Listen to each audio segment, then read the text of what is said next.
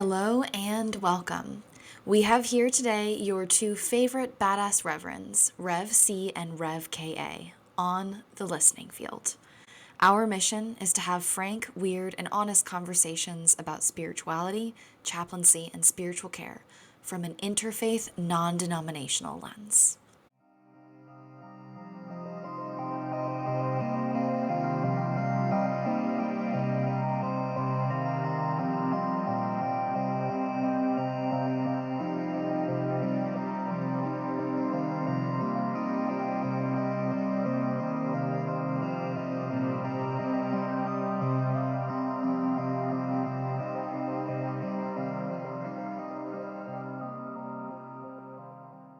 Hello and welcome. This is Reverend Charlotte on the listening field. I am very excited today to introduce a dear, dear, dear, amazing friend of mine and colleague and partner and confidant, Alicia. Alicia is going to be our interviewee for today. Alicia is a very special person to me. She is on the board of my nonprofit called Temple of the Forgotten. She is also on the Marin County Lived Experience Advisory Board, also called McLeeb, which is just a Mhm. cool name for sure. She is a survivor of homelessness, and she's been in Marin County for a long time, right, Alicia? 34 years? Mhm. She was just signing it out to me. 34, yeah. 34 years. And I met her in Marin County probably 3 years ago. Something No, 2 years. I would say 3. 3? Okay, yeah. Yeah, And we have been steadfast buds ever since. it's And true. Alicia has been an amazing kind of co-conspirator and colleague with me. We together started a workshop called Spirituality for Survivors of Homelessness, and we developed this workshop and actually got a grant for it. Are Right. continuing to get grants for it, and it's been a very successful and beautiful workshop. And this workshop was very much inspired, like, we both were kind of inspired by each other, I think, and I was very much inspired by Alicia's experience of spirituality, in particular in her journey experiencing homelessness and in her journey in healing from homelessness. And so I was like, Alicia needs to come on this podcast and talk about all of the things because Alicia and I have tons and tons of conversations and Yes, we do. very intense conversations, and they're really beautiful. And so our hope today is to give you as organic of a conversation as possible so that We you got can this. really, yeah, we got this, so that our beautiful listeners can really just learn some amazing, amazing things. Soak it in. Man, Soak it in and enjoy the journey. yes, So buckle up. Alicia, welcome. Thank you. I'm so excited. I'm so excited too. This has been a long time coming. Yeah, it's been a long time coming, literally. We've had Some we bumps in the bumps in road. the road. We knew that this was going to be an intense conversation, and we wanted to be in our right minds. So, I would just love to kind of start at the beginning, learning more about your spirituality because you have such a rich and beautiful spirituality that I have so enjoyed and loved getting to know. I'd love to know, like, as a child, growing up, what were your experiences of religion and spirituality? How did it shape you?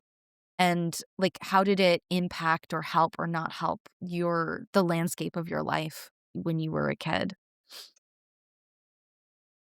Wow, that's a really professional question. So, my first memory of anything or spiritual, I would say I was probably like, I don't know, 3, 4, maybe 5.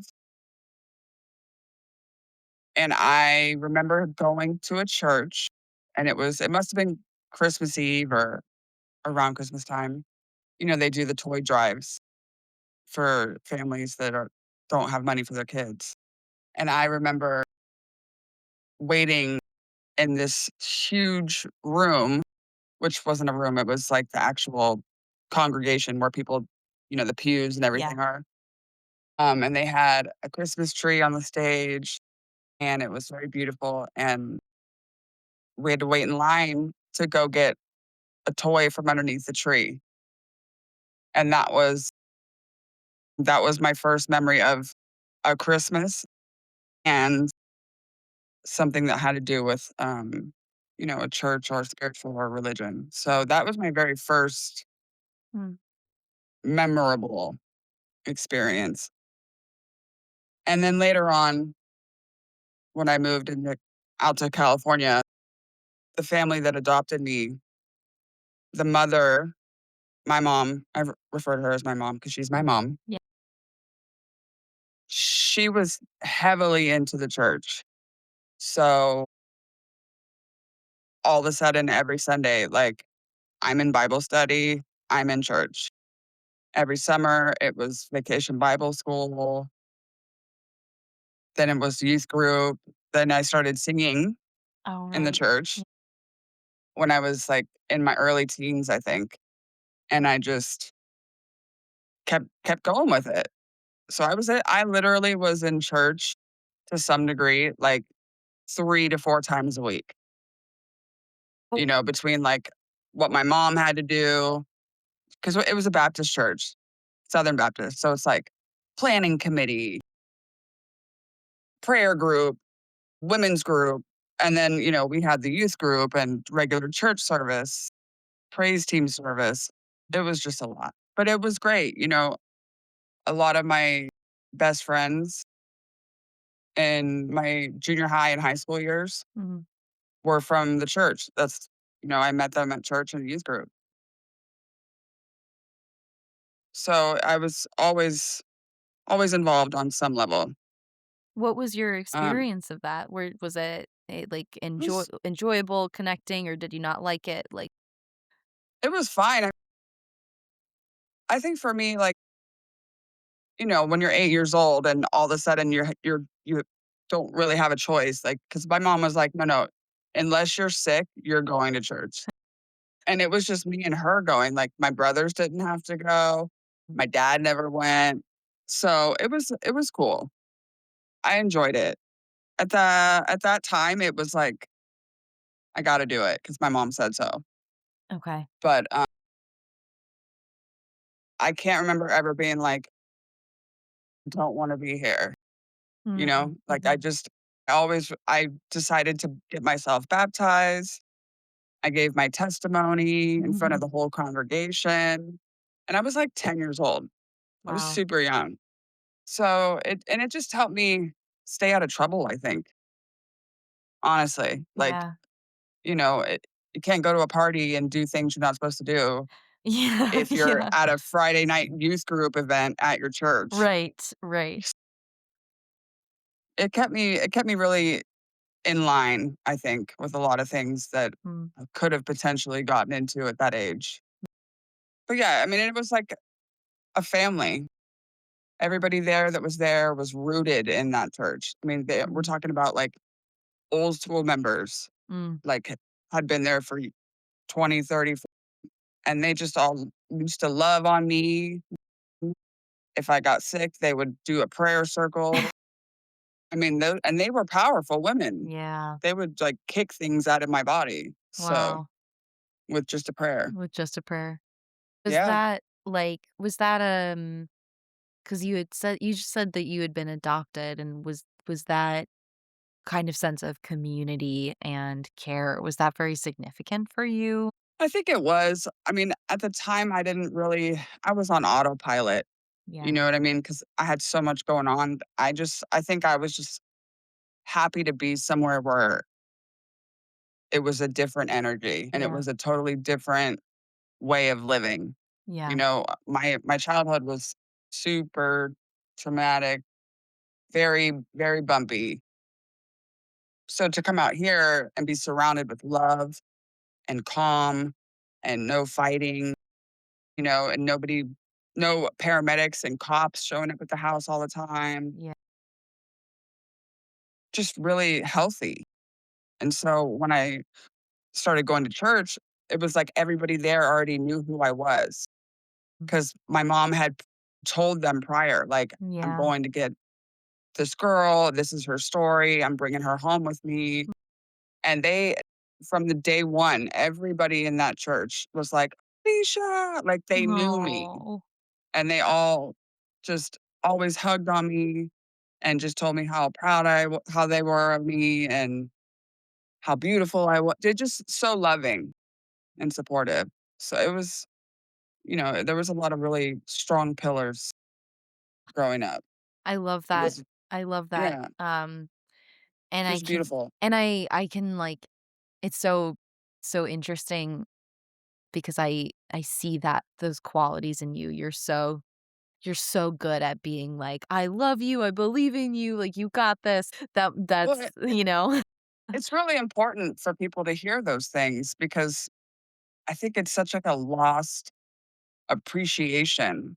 Like anybody can feel something about someone, but like when's the last time somebody spoke it to you Yeah, absolutely. in a way that like maybe wasn't expected, Yeah, absolutely. that Yeah. wasn't like, "Oh, don't be so down, you're great." Yeah, But like but, like, really, you know? really, like Yeah.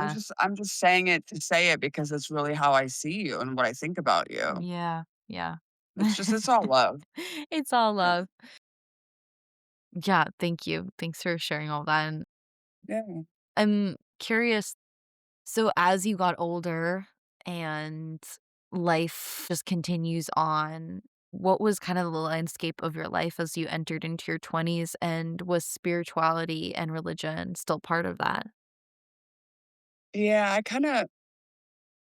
my 20s were a little rocky. My parents that adopted me, they decided to get a divorce, and they decided to wait until after I graduated high school. So they had kind of already, like, pre-planned it, but didn't say anything. Oh, man. Like, they were just, like, waiting for me to graduate. Right after that, when because my mom ended up moving out, and at the time, I didn't know what I was processing or not processing, but looking back now, like, I started dealing with a lot of abandonment Mm, issues yeah. that were coming up, but I wasn't speaking on them. It was more of like "Oh, okay, this is really shitty. Mhm. I'm just gonna throw myself into alcohol." Yeah. So that's what my early 20s were full of. My first like 20, 21, 22, 23, Mhm. I was drinking every single day pretty much Mm. from Wow. the time I could till the time I couldn't, Yeah. Yeah. and holding down a job the whole time and still going to Wow. work, but like hungover on 2 hours of sleep, like puking in the bathroom, and Yeah. then doing a repeat cycle of it every night, Yeah. being horrible with my money, just totally irresponsible. But, So yeah, it sounds like you were hurting deeply. yeah, and the only thing I knew how to do at the time was Yeah. hang out with people who like to do the same thing I wanna do. Yeah. So, yeah, so I stopped going to church, my Mhm. mom wasn't there, Mm. and it didn't feel the same. Yeah. It just I felt really lost, and like, around 23, 24, my mom actually ended up moving out of California. Wow. Okay.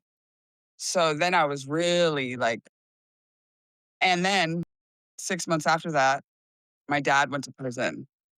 Wow. Okay. So it was like everything was Yeah. falling apart, Everything fell apart. and Yeah. I felt completely alone and was like, I have nowhere like, even then, I had no stable place to live because I was too worried about partying. I started getting into hard drugs, Mhm. um, and I was couch surfing, and so that's kind of when it started. Y Yeah, and I didn't really reel that in yeah. until, years and years later. Yeah. Well, I Yeah, mean, I'll say it again, it sounds like you were really like, there was a lot of pain and you didn't know how to yeah. like, no one had given you the tools to navigate that. Well, because I didn't think I was gonna need need them for any of that again. Yeah. Yeah. I didn't My dad never even got a traffic infraction, let alone, like, I didn't couldn't see him doing what Yeah. he was doing, was going to prison. I'm like, "That's what? What are Yeah. you talking That's about?" that's crazy. That's, like, must have Yeah, been so abrupt and yeah. it was because it was like, everybody's gone now. Yeah. Like, where did everybody go? Yeah. You know? Yeah. My 2 pillars of my life, Yeah. my mom was gone and I was angry. I felt really mad. And I mean, we're fine now, but at the Yeah. time we talked about it and she said, "Oh, you were really, really angry with me when I Mhm. moved." And I was like, "I know I was." Yeah. Because she said I would call and I would be crying. This is when I'm like 23. I'm an Mhm. adult. And I'd be crying like, "Please, can I just come out there? Please, please." And she's Yeah. like, "No, I don't have a place for you to come out to." Mm. Yeah. So, Well, I think it feel like it doesn't matter how much of an adult you are, whatever your age is, if you experienced like intense abandonment as a kid and traumatic childhood, then losing your pillars is so jarring and and painful. also for me, I feel like my abandonment when I was a kid was kind of flipped. Mm, So instead of somebody saying, you know, CPS had to step in because you were being neglected and your parents didn't mhm, want you or they gave you up for adoption or whatever. That's not really what happened. Like my mom got sick and she couldn't care for me because it was taking a toll on her. And her best friend flew mhm, out, signed legal documents, and brought me home with her. They became my legal guardians. So in a sense, I always kind of felt like I wasn't really abandoned, but I was in a sense of like everything that was normal, everything that was familiar, my family, my brothers, my sisters, the chaos, uh, all of it. My mom, like everybody was no longer there. mhm. I left them. So the abandonment issues were in a In a reverse. flipped way, yeah, Yeah. yeah, So I never really took to that because it mhm, was like, well, I wasn't abandoned. I was given a better life. But when you're a kid, you know, to my brain then, it was probably yeah, like my brain what's probably told going my on? heart, Yeah, they just don't love you. So they sent you away, yeah. which is, it's really sad. It's heartbreaking. Yes, I mean, Yeah. and it's a child's meant like, the way kids' brains work, it's kind of in a very simple like, the nuance is not there yet, you know? No, It's even if people explain something to you 1,000 yeah. times, you're just hearing "wah, wah, wah, Yeah, wah, wah," exactly. because you're like, "Why am I leaving my family? Like, Yeah, shut up, lady. Get out of my face. yeah, I'm yeah. 8." I'm 8. I hear your words, but, like, my heart is like, Yeah, totally. you know? Yeah, Yeah. and man, I mean, yeah. So, kind of going back to your 20s, like, how did you have you've told me so many stories of just kind of, like, these synchronistic experiences with God or with, your spirituality. Did you feel like you had those in your 20s, or was that something that felt like it had left as well? To be honest with you, Charlotte, like, if they were happening in my 20s, I was so far You were far gone. detached Yeah, that I would not have even known. yeah, I really didn't start noticing any synchronicities, like, really taking note and like, "Whoa," um, until probably maybe 8 years ago. 8 years ago. Yeah, Yeah, I was, like, 35. okay. W So, what happened? What was the switch? I I mean, some people would say that I was having, like, a emotional mental breakdown. Sometimes I would agree with that, but I think, it was just, um, probably a mixture of that, and I was on the verge of being unhoused, and I had just had my daughters taken from me illegally against a court order, and no matter what I was trying to grasp at to get them back with me, nothing was working. So I think it's the massive amount of grief and the shock of, like, Yeah. because I had been a devoted mom every day since my children were born, Yeah. like, hands-on, stay-at-home mom, routine structure, and then all of a sudden, they just weren't there. Mm. Couldn't talk to them, wasn't seeing them.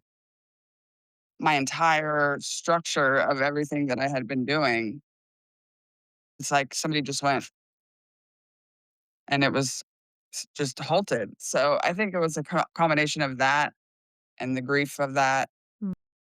and just knowing that I was backed into a corner, that there was no way out. Yeah. And I knew what was coming. Like, I'm going to lose everything. And I did. But, that's when the beauty kind of started to show up for me. Mm. That's when I started to just have to do some of that inner work and find, the beauty in the sunsets and admire the stars in the sky and, like, really try to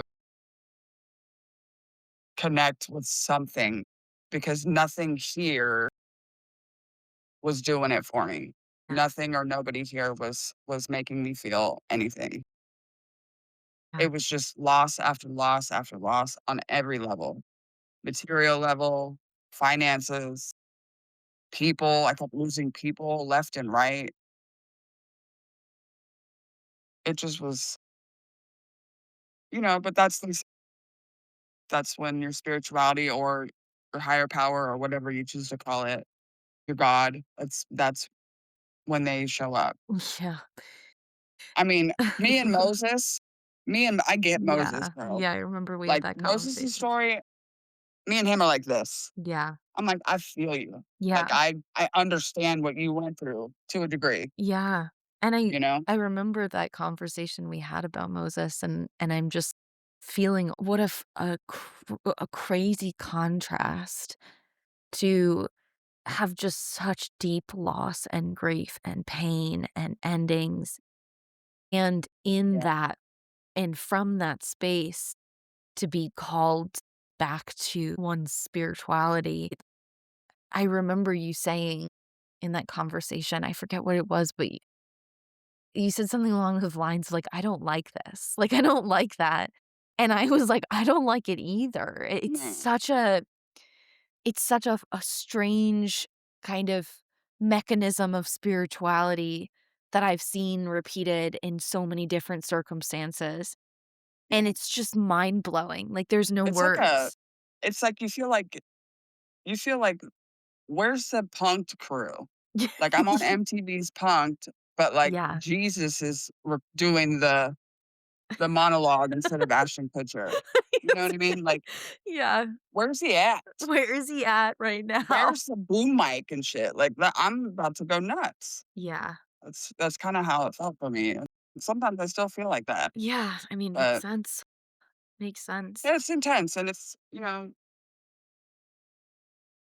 more I try to wrap my head around it, it's like, the more I realize, just don't. Just Mm, don't try to understand it, because while you're here, you're not our brains don't have the capacity to really fully understand all of it, and so yeah, that's why we don't. And mm, in for me, the sooner and the better that I can understand that, yeah. the better I'll be on my path. Yeah, I mean, I think that, there's so much to be said about healing trauma, and I really believe that, yeah, sometimes we need to go deep into it and talk about it and feel it and 100%. heal it. And sometimes, like, it's too much. Yeah. And I think that's where spirituality and religiousness, whatever, wherever you're at, can come in and help kind of relieve some of the burden instead of having to kind of go in and understand and make sense of and go through all of the things over and over again, in whatever capacity, trauma healing capacity you're doing. And, they say, like, this is one of my favorite quotes: "Soul work is slow work." Yeah, love that. And if you're like me, didn't start it or even know about it until my mid-30s, Yeah. I got a lot of catching up to do, Yeah. and if it's a slow job, I'm gonna ace it. Yeah. I'll be good, Yeah.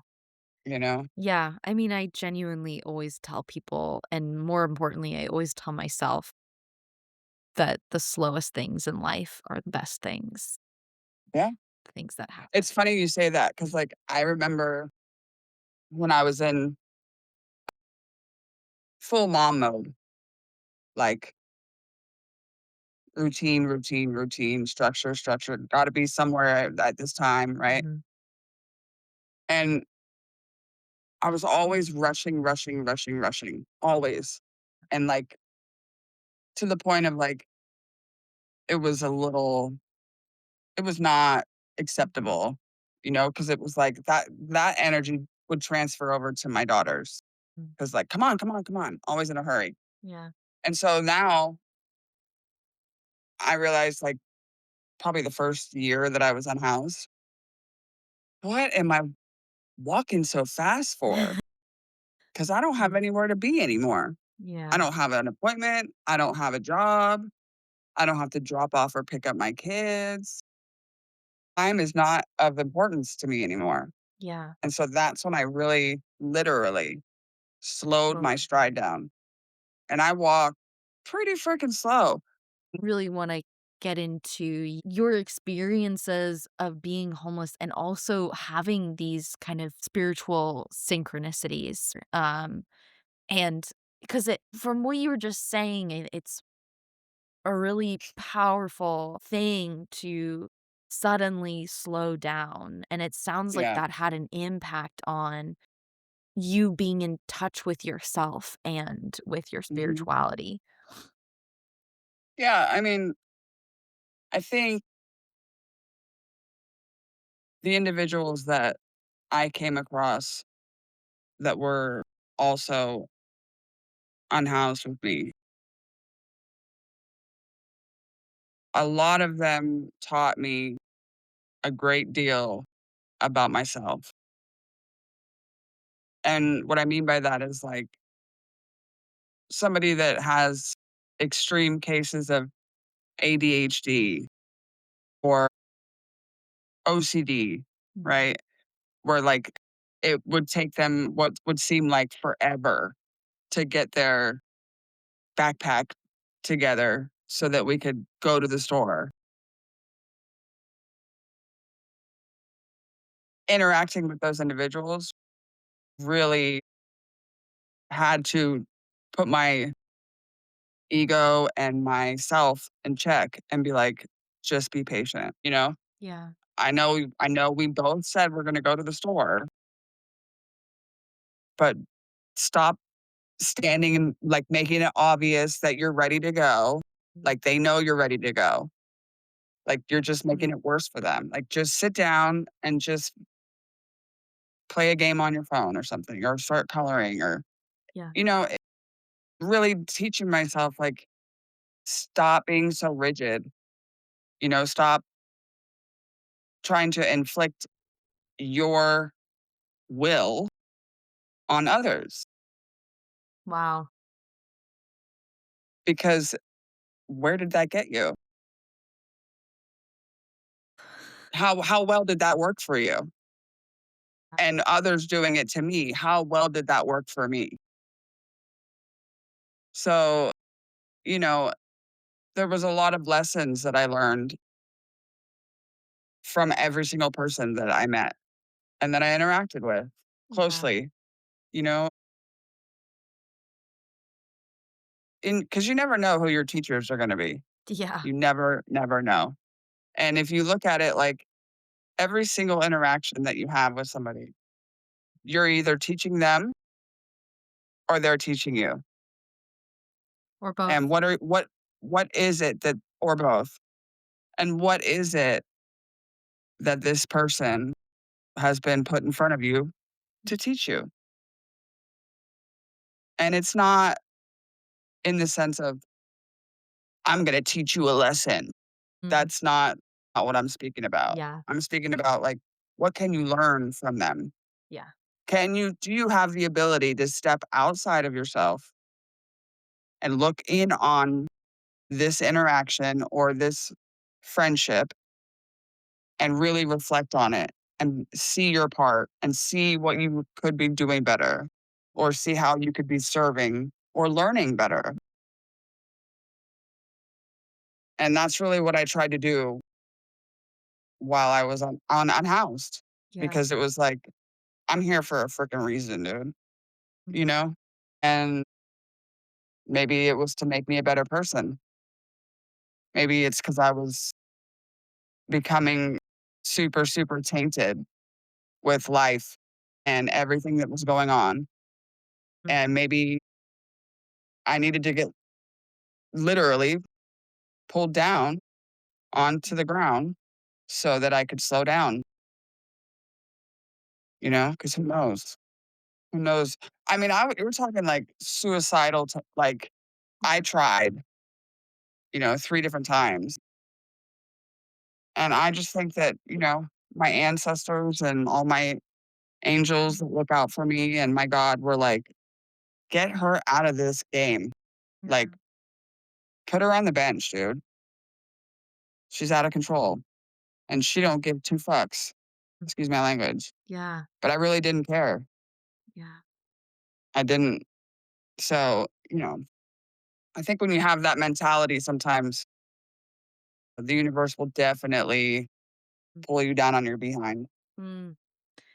And I hear that you were on your behind and and then I you were, like, was. looking around, and, like, I know I know you, and I know you have such a strong heart, like, the strongest heart I've ever encountered, Oh, and thank I you. I hear that you got to that place, and then you opened your heart even more, which is kind of remarkable. You're like, "Who can I learn from?" Hmm. And it seemed like you were receiving a lot in that experience. Yeah. Well, I joke around a lot about this, but I really mean it though. I say, like, man, I couldn't have picked a better time to be homeless because right when I hit the streets, I would say 6 months after that, COVID happened. Right. Yeah. So you're talking like everywhere was shut down. So not only am I experiencing being homeless, but like half of the shit that everybody else that has been homeless before me and still now had to deal with, I didn't have to deal with any of that. Yeah. Like people getting tickets for sleeping somewhere, nobody was getting that during COVID. Nobody was getting infractions for staying put. You know what I mean? Yeah. They were Yeah. like, just leave them alone. We don't have anywhere for them to go. Because, in the beginning, everybody thought COVID was going to be a, you know, Yeah. homeless thing. It was going to Yeah. take all of us out. That's not what happened at all. Turns out we're pretty fucking resilient. Resilient. Yeah. Our immune systems surviving the elements. Oh, So, yeah. the circumstances were horrible of what got me there, but Mm. the universe was like, if she's going to be doing it, this is the best time for her to do it. Yeah. you And know? and also I can imagine it came with its own, like, extra hardships.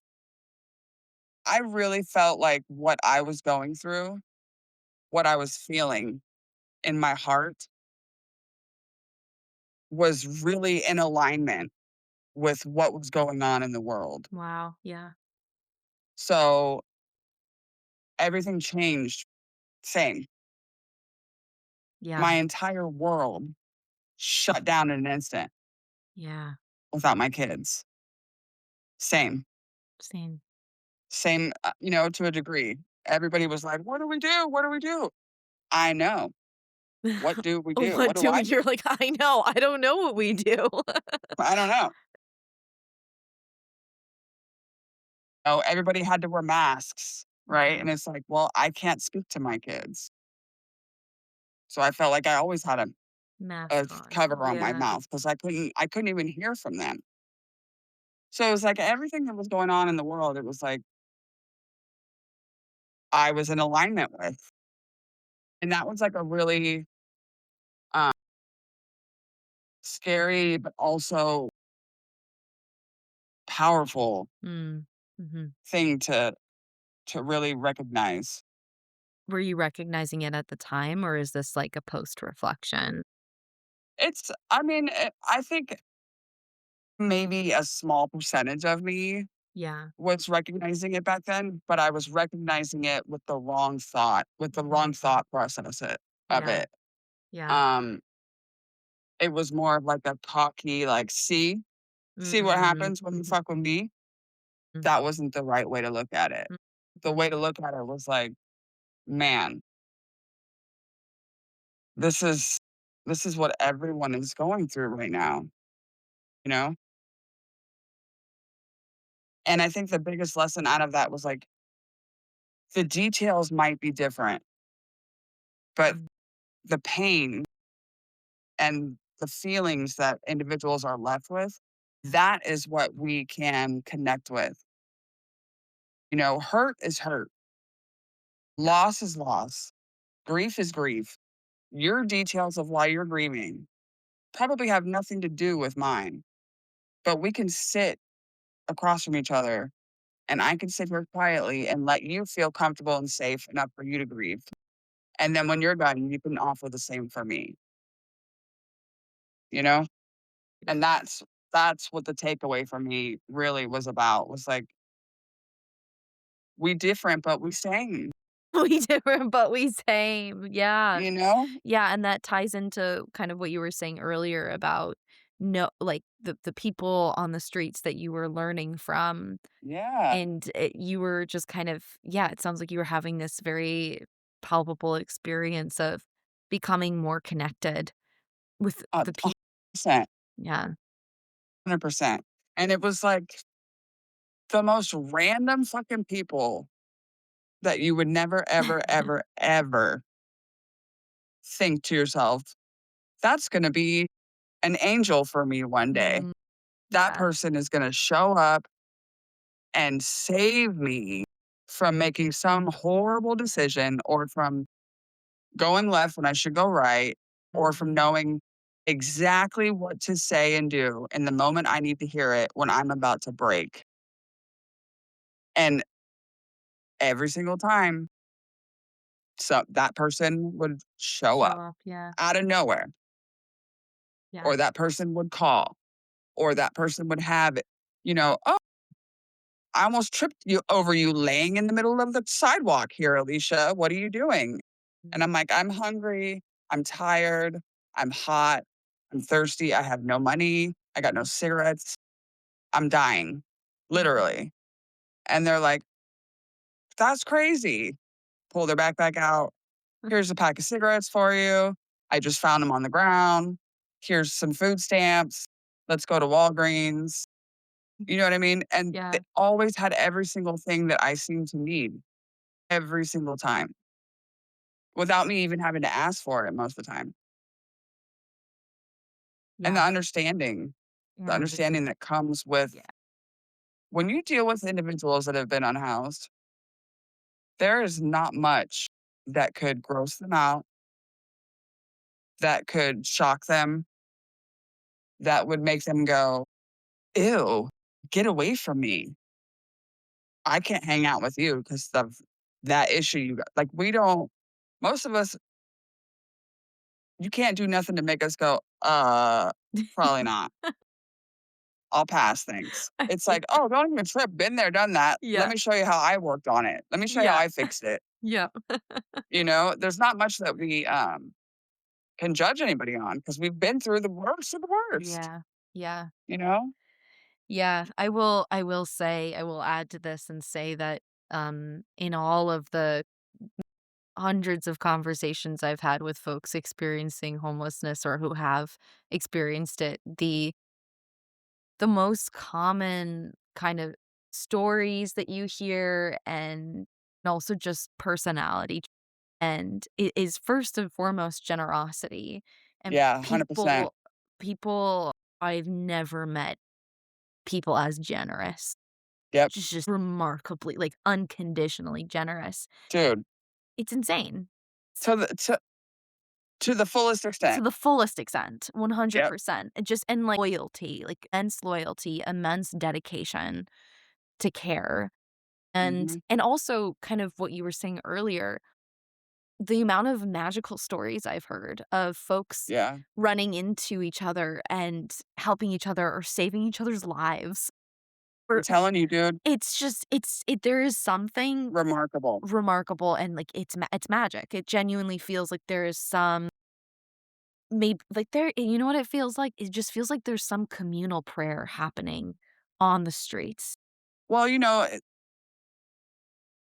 it talks a lot in the Bible, right? Mhm. About, like, um, those that have none, or those that experience, the least of which man splendors in, Yeah, those will be the ones exalted yeah.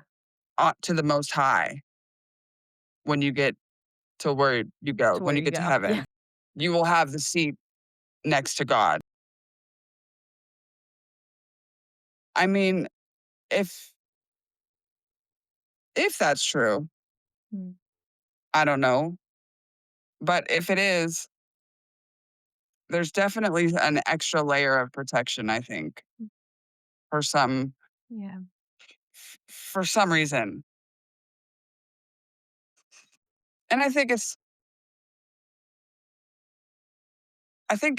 really speaks a lot about, like, the stigma around people that are unhoused. And it's like, Mhm. well, there's a reason why they're always giving. There's a reason why they're always being blessed left and right with, and, like, literally stumbling upon things that we find.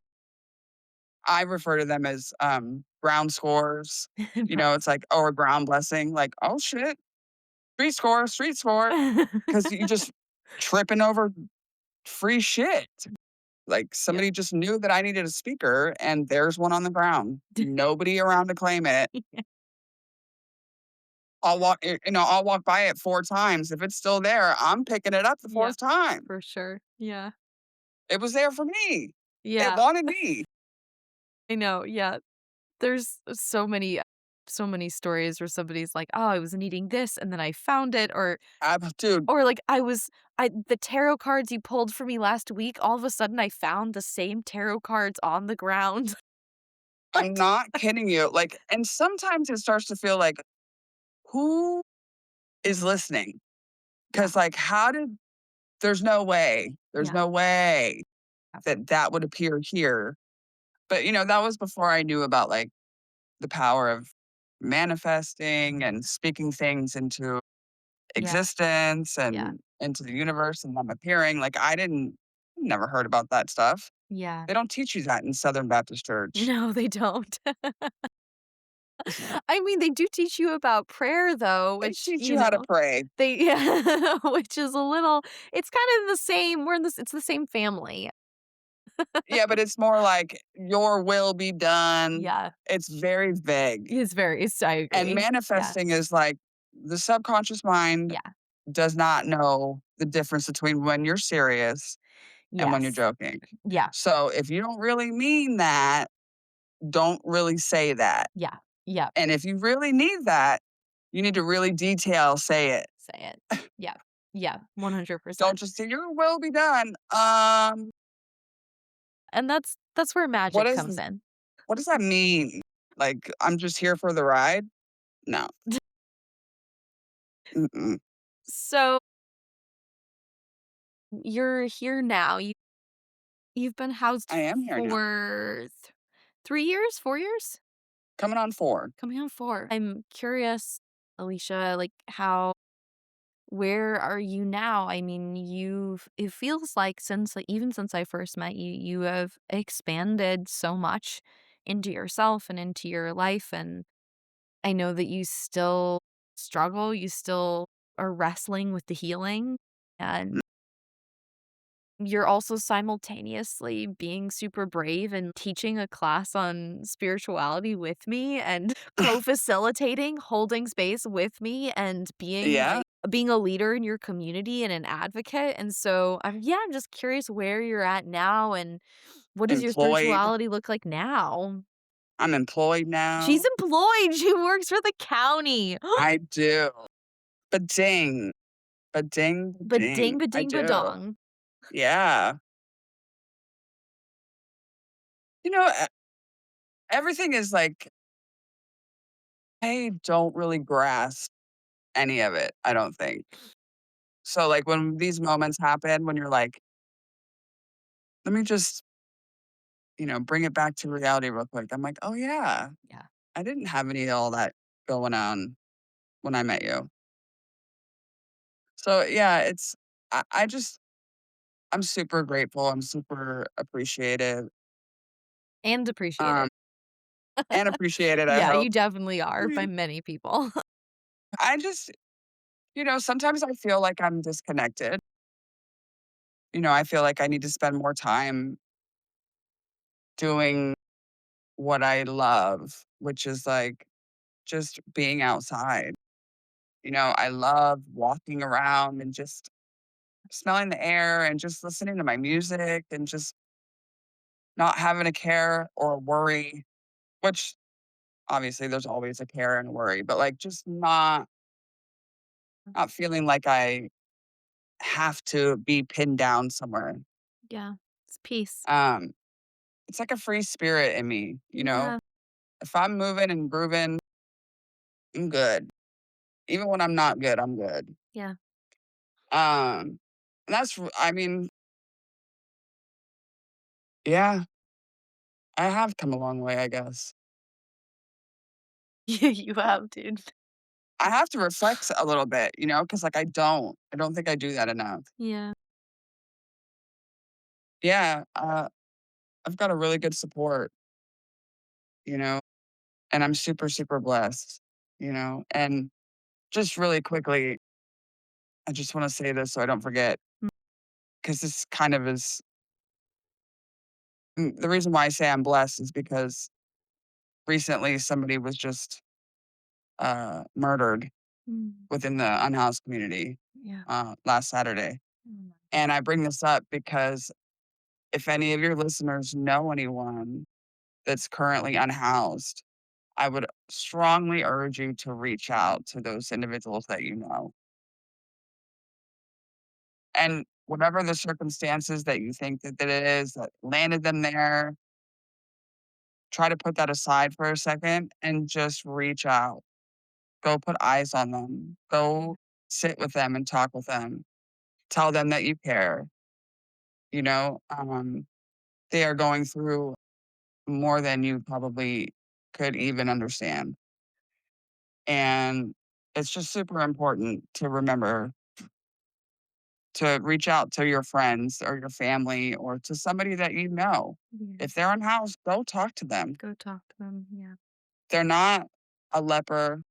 You know Yeah. what I mean? They don't have some crazy skin disease. They're not going to affect your world. Like, just go talk to them. Let them know that you care. Or just ask them if they are okay, Mhm. you know? Yeah. Because my experience wasn't like some that have had it worse. and my experience, I've had worse than Mm. others. So everybody's is different. Mine is what it was, but my heart hurts for the woman who lost her life and for the woman who now is gonna also lose hers in a way, Yeah. 'cause she's gonna be incarcerated for For murder. forever. And that just shines such a bright spotlight on how much the elements and the conditions and the stress and the chaos of living in that Yeah. can go from 0 to 100. Yep. I mean, it's so sad, Yeah. It's so, so and it sad. affects so many different people. Yeah. It's the ripple effect throughout the Yeah. community. Everyone feels it. Yeah. And nobody really takes the time to process what they just witnessed or Yeah. just saw their friend go through, Yeah. whether you're friends with the person who lost their life or you're friends with both or you're friends with the person who took it. Yeah. It affects you on some level Yeah. because now you're left with the aftermath, Yeah. trying to wrap your heart and your mind around what just happened Yeah. Yeah. and making sense of it and not getting lost in the rabbit hole of did this person, could they really, how or why, like Mhm. all of that stuff, you're going to drive yourself crazy Yep. Yeah. when really you just need somebody to tell you that you're going to be all right, Yeah. You just need you somebody know, to be kind and and sit your with you. feelings are valid. Yeah. What you're feeling is hella Yeah. valid, Yeah. and you have every right to be feeling that. Yeah. And that's like just that's basic human care and kindness. And Mhm. when people are dehumanized and no one wants to talk to them, things like this kind of traumatic grief that happens, it Nobody's really taking the time to no show them one's that. no one's taking the time to show them that it's okay to grieve and that it's, to process the emotions and in a healthy way. It's They not don't have any okay. privacy to do it. Yeah, there's no privacy, there's no If grief they show care. weakness, Uh, their stuff's probably gonna get stolen on from underneath them, yeah, and and it's if they like, wanna go to some sort of religious space to, like, seek help, like, most of them won't let them in that yeah. space And most of them can't leave their stuff long enough to even do to that. do it because when they come back, it's gonna be It's gonna be gone, gone. Yeah. Yeah. you know? It's Yeah. just so then you've got all these individuals walking around with more hurt, more trauma, more pain, Yep. more unsolved grief, and it's just like, The cycle continues. yeah, Yeah. and no wonder the numbers are stagnant. Yeah. They're not going up and they're not going down, Yeah. Yeah. it's a Yeah. buildup. It's a So, buildup for sure. but yeah, I'm very Thanks for blessed sharing that. and Yeah. yeah, of course. I feel really thankful, because I did sleep by myself. I was not somebody that paired up with a partner when I was in house. Yeah. I slept by myself. Yeah. Sometimes it was tucked away, and sometimes it was at the park under Yeah. a tree. It just depended on where I was at. Yeah. But I was majority, I'd say 93% of the time, Yeah. I was always by myself, which is super, super That's dangerous. super dangerous. Yeah. Super dangerous, dude. Yeah.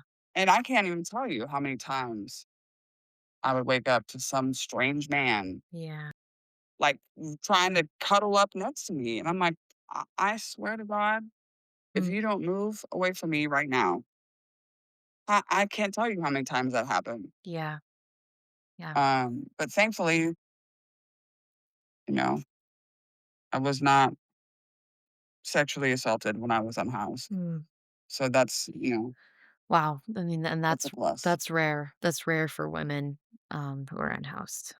Is it? See, I don't even really know that. Yeah. I figure I already got that out of the way when I was younger. So, like, universe is like, "Skip that part, Skip that part. she's already done that, next, we have to other boxes we gotta Yeah. check on this list." I hate that so much. But that's how I felt about it. I was like, "Oh, Yeah. that shit ain't gonna happen, I've already done that." Yeah. They don't wanna redo that part. Ew. Stupid fucking universe. Sorry. I mean, it's all about experience though, right? Mhm. Mhm. You know? How many times does the universe wanna see the person go through the same experience? Yeah. Yeah, I feel like right now kind of what I'm reflecting on is just, you as an individual and how there is, like, you have this thing. I think I'm gonna go back to your heart. I remember in our beginning conversations when we first started talking, you would Mhm. tell me, like, you showed me some of your writing from when you were a kid, and, like, in our spirituality group, you read some of your writing from when you were a kid, and you were, like, writing these profound spiritual truths about being, like, Oh, connected and learning about yourself and wanting to know more.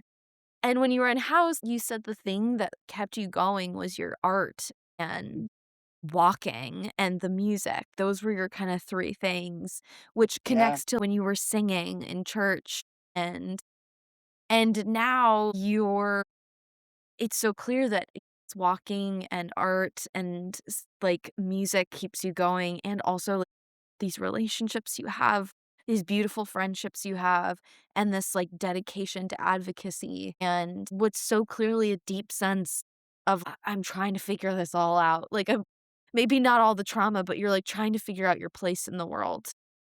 yeah, And, like, yeah, that's such a powerful spiritual truth just in itself. yeah. It's, thank you for saying that. That was You said that very, very beautifully. I mean, creative expression, Yeah. I never had any interest in that until I was unhoused. Mm. I mean, I would do writing exercises when I was in school, Yeah.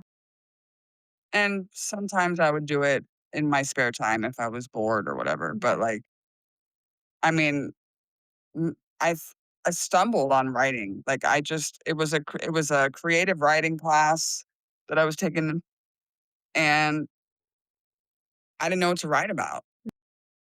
So I had to write a poem, and I just decided to write about my mom dying, my Mm. biological mom dying. That was the first poem that I ever wrote, ever. Mm. And I gotta say, for that being my first time, my first giving it a try, it's still pretty profound, Yeah. you know? It just rhyming has always kind of been so easy for me. Like, anybody could come to me at any point and be like, you have 10 minutes. Write me a poem about this. And in 7 minutes, you'll have a poem. Like, Nice. it's so easy to Yeah. me, Yeah. and I don't know why, but it just always has been super, super something that I've always gravitated to, which is why I love music so much, because Yeah. music and lyrics are rhymes. Poetry, yeah. Dr. Seuss and I have the same birthday. Oh my god, are you Dr. Seuss reincarnated? We uncovered the secret of Yes. Alicia. Like, Na, na, na, hello, na. hello. I'm like, I'm here. And Dr. Seuss is not, so Dr. Seuss is not. And just this is a really little fun fact. My daughters, when I had my custody of my 2 daughters before I had the 3rd, um, when I realized that Dr. Seuss and I had the same birthday, I had been, like, subscribing to this massive amount of Dr. Seuss books that would come for my daughters every month. Mm. I mean, I had a stack that was, like, out of control. Could have built a fort with all the Dr. Seuss books that we had. But I realized that the 2 of them, one of them, their birthdays, the, birthstone was red, and the other one was blue. And I was Oh. like, "1 red, 1 blue thing, 1 thing too." Like, I got it. You got your thing 1, your thing 2. Oh my That's god. so cute. I love that. Yeah, so that was, like, the Mhm. joke in the house, like, "Thing 1, thing 2, 1 red, 1 blue." Yeah, That's so cute. I love that. it was really cute. Yeah, it was really fun. But, It yeah, creative expression, saved my life. If I didn't have my headphones and my music, I would never have a phone hooked up with Mhm. service when I was unhoused. But you could be sure that I had all my music files downloaded on that thing, Yeah. and I would just that's what I would do. I would just listen to music from the time I woke up to the time I went to sleep. And even when I went to sleep, I would have my headphones in Wow. Wow. because there was so much emotion in what I was going through Yeah. and so much that was unhealed and unprocessed from previously. And I would be walking, I mean, I would walk Mm. everywhere all day long. Yeah. And so sometimes that right, because I'd always have my stuff on shuffle Yeah. because I listen to everything. And so it just always seemed like that one Mhm. song would Yeah. always come on when I was in the best scenario of like, I'm out in public, but I'm on the bike path. So nobody can really see me Yeah. because I'm on my way to Novato in Marinwood. Right. So it's Yeah. like, and it would be like the perfect song would come on. I'd have a little bit of privacy. The sun would like just be setting and it would just be like perfect. And then the wind would start and I would just take a knee and just cry and let Mhm. it out. Maybe sometimes for just a few seconds. Sometimes I would really let it go. But it's so funny how it just always felt like I was a part of an orchestra, you Mm. know? And like it all just kind of came together, Yeah. like and made this perfect, beautiful moment for me to release some of that as much as I would allow. Those moments were pretty profound to me. And I Yeah. think that's what I miss the most because I'm finding myself fighting a lot of that emotion again. And I don't like it. I don't want to keep fighting it Yeah. because it's getting real heavy. Yeah. So I might need to Walk go and on some walk go and on some listen to longer music. walks, not just to Yeah. Safeway and Not just back. a Safeway. I mean, Yeah, there is something so powerful about music, and I yeah. really resonate with the experience of, like, you're going through a tough time, and then some song comes on, and it just hits the spot, like, And you're like, dude, it's a pin needle. It's like the spot is yeah, tiny and it just perfectly hits the spot. And there's something that happens inside of your body where it's like, this was oh, for me to hear right now. yeah, Yep. exactly. I totally understand that. And I think that's such a real way to process trauma. It's like you don't even necessarily need to be thinking about the thing.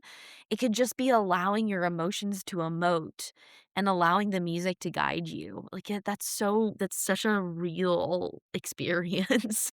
I know. I know. And it really is. It Yeah. is a real experience and it can be magical, Yeah. Yeah. if you believe in it. Yeah, if you believe in If you it. if you Yeah. want it to be, it can be. Yeah. Yeah. You just gotta be able to listen. You just got yeah, literally. Just take 3 minutes to listen to it. 3 minutes. Yeah. Well, Alicia, I'm gonna stop us Yes. here because we don't want this to be too long or else no one's gonna listen to it. Thank you so much for having me. Thank you so It much. was such an I honor. I love you so much, and I'm so grateful for your vulnerability and sharing everything. Just you're an Yeah. amazing person, and you inspire me every day.